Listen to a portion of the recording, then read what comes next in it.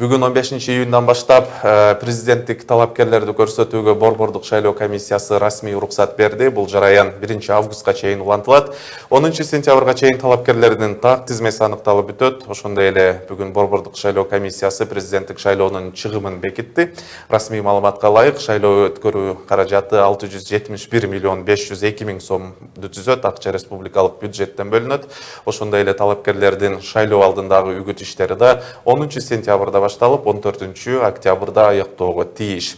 Ал эми шайлоонун жыйынтыгы болсо 4 ноябрдан кеч эмес мөөнөттө жарыяланууга тийиш, бирок айрым активисттер бул убакыт аралыгында БШКнын убактысы аз болуп калаарын жана ири өнөктүккө болгон даярдыгы чабалар болуп калат дешип сындарын айтышууда. Жалпы эле кызуу жарышка камылга жана талапкерлердин электорат топтоо амалдары тууралуу кесиптешим Исмат Ибрагимов кененирээк кеп салган отурат. Исмат, мына бүгүн саламатчылык, бүгүн талапкерлерди расмий каттоо башталды.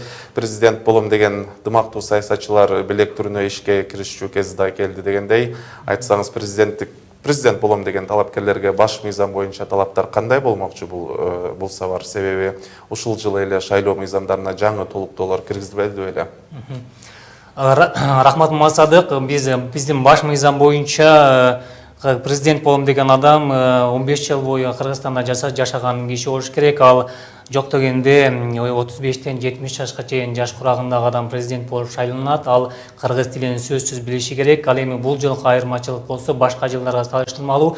Бул жылы талапкер болгон адам кыргыз тесттен кыргыз тилин билүү деңгээли текшерилет, андан кийин гана уруксат берилет экен. Ал жаңы мыйзам боюнча бул жылкы өзгөртүүлөр боюнча мурун президенттикке талапкердин кирөөсү 100 миң болсо бул сумма 10 эсеге көбөйүп 1 миллион сомго чейин көтөрүлдү. Ал эми адистердин айтымында, саясатталуучулардын айтымында бул кирөө суммасы көтөрүлгөндөн кийин шайлоого катышууну каалаган талапкерлердин саны бир аз басаңдап калгандыгын айтышууда. Себеби көп акча болгондон кийин ал жака катышууга мүмкүнчүлүгү чектелгендигин билдиришүүдө.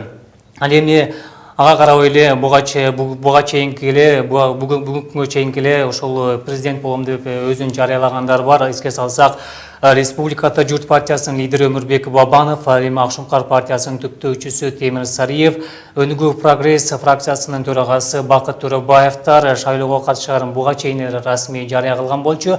Ал эми бийликтеги социал-демократтар болсо өкмөт башчысы Сооронбай Жээнбековдун жарышка чыгарууну чечкен. Ошондой эле Ата Мекен партиясы камактагы лидерин талапкер катары жарышка салаарын маалымдаган болчу.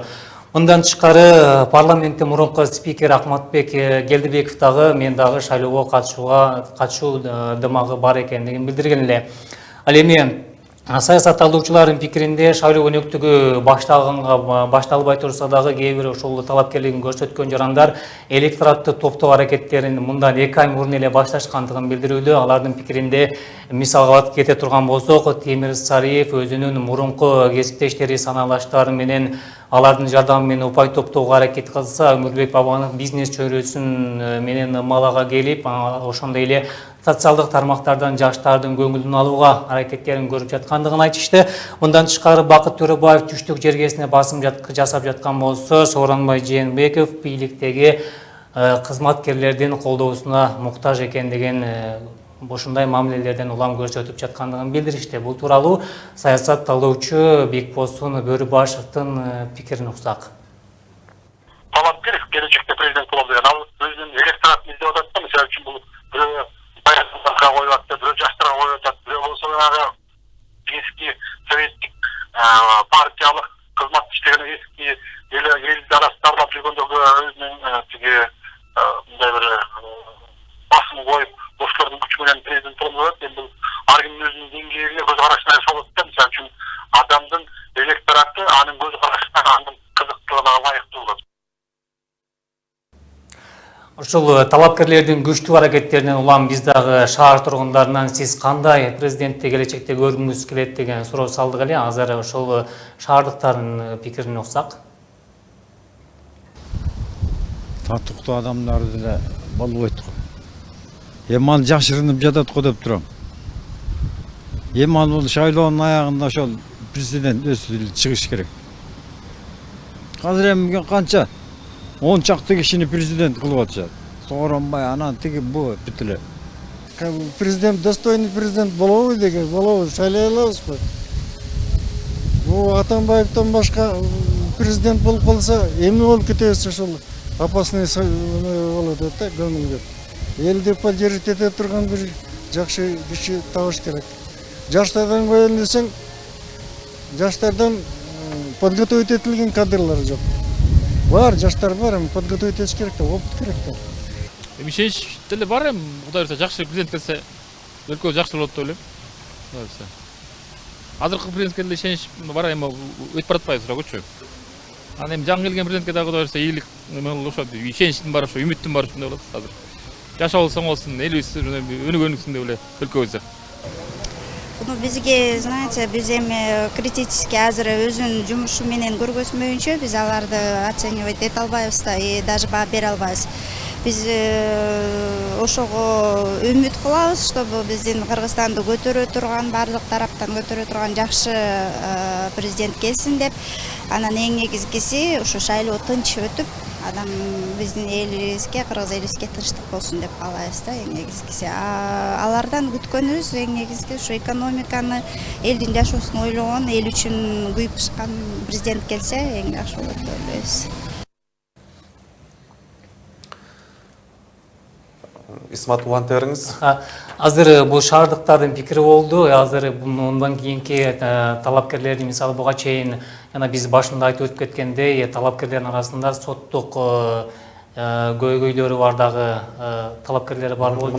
Ушул жөнүндө сурайын деп турам, кечиресиз өзүңүзгө аралжы. Президенттикке жарышка чыгуу ниети бар, бирок соттук иштерден улам каттоодон кечигип бараткандардын тагдыры кандай болот бул жолу? Мисалга алсак, ошол эле Келдибеков, Атамекен партиясынын камактагы лидери Текебаев да жарышка катыша тургандыгын билдирбеди беле?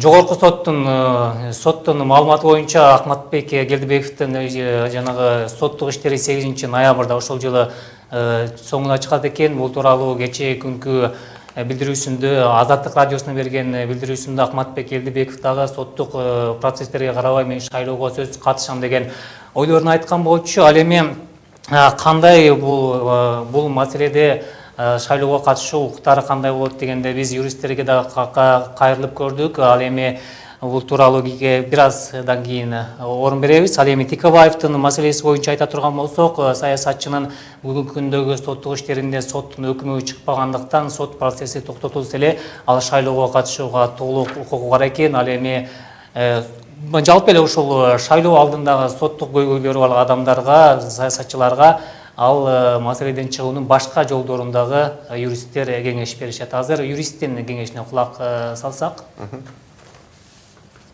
Но есть еще и другая процедура, которую он может пройти. Соттолгондугун жокко чыгаруунун башка дагы жолдору бар. Анда соттолуучу мөөнөтүнөн мурда соттолгондугун жокко чыгаруу боюнча арыз менен кайрылышы керек болот. Эгер сот арызды канааттандырса, ал киши толук президенттикке катышууга укуктуу болот.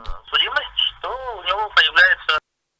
Жакшы, Исмат, президенттик шайлоого бул менен акыркы суроом болсун. Шайлоо тегерегинде БШКнын даярдыгы негизинен кандай болуп жатыр? Буга чейинки шайлоолордо билебиз да, шайлоочу өзүнүн тизмеден таппай калган учурлар да болгон. Андан кийин жакында эле өткөн жергиликтүү кеңештердин депутаттарын шайлоо учурунда да техникалык мүчүлүктөр көп эле катталды эле го.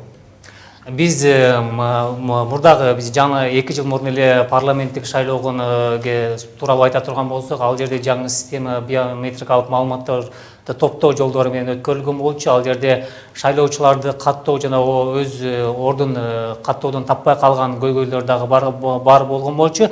Ал эми Борбордук шайлоо комиссиясы 4 ай аралыгында биз баардык маселени чечкенге мүмкүнчүлүгүбүз бар.